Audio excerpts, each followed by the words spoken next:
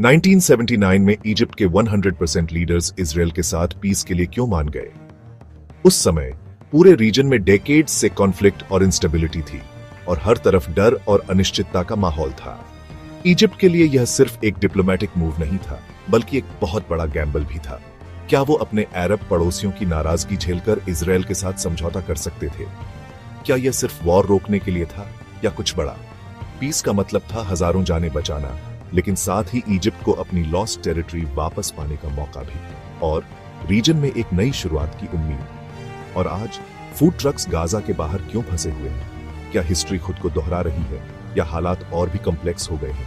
1979 में इजिप्ट पहला अरब देश बना जिसने ऑफिशियली इजराइल के साथ पीस की। यह एक ऐसा कदम था जिसने पूरे मिडिल ईस्ट की पॉलिटिक्स को हिला दिया। क्यों? मेनली इजिप्ट सालों की वॉर खत्म करना चाहता था और साइनाई पेनिनसुला वापस लेना चाहता था, जो उसके लिए नेशनल प्राइड और सिक्योरिटी का सिंबल था।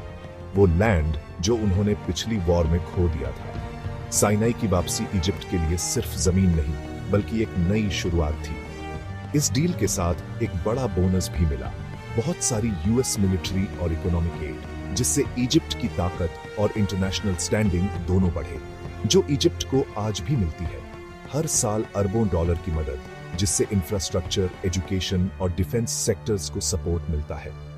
प्लस कम फाइटिंग का मतलब था कि इजिप्ट अपनी स्ट्रगलिंग इकोनॉमी को ठीक करने पर ध्यान दे सकता था। पीस ने टूरिज्म, ट्रेड और फॉरेन इन्वेस्टमेंट के नए रास्ते खोले। आज की बात करें तो हालात गाजा में बिल्कुल अलग है, लेकिन इजिप्ट फिर भी एक सेंट्रल रोल प्ले कर रहा है। गाजा एक बहुत बड़े फूड क्राइसिस का सामना कर रहा है। लाखों लोग बेसिक नेसेसिटीज के लिए स्ट्रगल कर रहे हैं और बच्चों की हालत सबसे ज्यादा खराब है। हमास के अक्टूबर 2023 के अटैक के बाद इजराइल ने गाजा पर लगभग टोटल ब्लॉकेड लगा दिया। बॉर्डर बंद, सप्लाईज रोक दी गई और लोगों की जिंदगी अचानक बदल गई। महीनों तक कोई फूड या एड अंदर नहीं जा सका। ग्रोसरी स्टोर्स खाली, हॉस्पिटल्स में मेडिसिन की कमी और फैमिलीज को हर दिन सर्वाइवल की फाइट लड़नी पड़ी। सैकड़ों ट्रक सप्लाई से भरे इजिप्ट की तरफ बॉर्डर पर जमा हो गए। हर ट्रक में उम्मीद थी, लेकिन रास्ता बंद था। तो इजिप्ट एड अंदर क्यों नहीं भेजता? ये कॉम्प्लिकेटेड है। बॉर्डर पॉलिटिक्स, सिक्योरिटी कंसर्न्स और इंटरनेशनल एग्रीमेंट्स सब कुछ इन्फ्लुएंस करते हैं। इजिप्ट इजराइल की अप्रूवल के बिना बॉर्डर नहीं खोल सकता। पीस ट्रीटी के टर्म्स और रीजनल स्टेबिलिटी दोनों दांव पर हैं।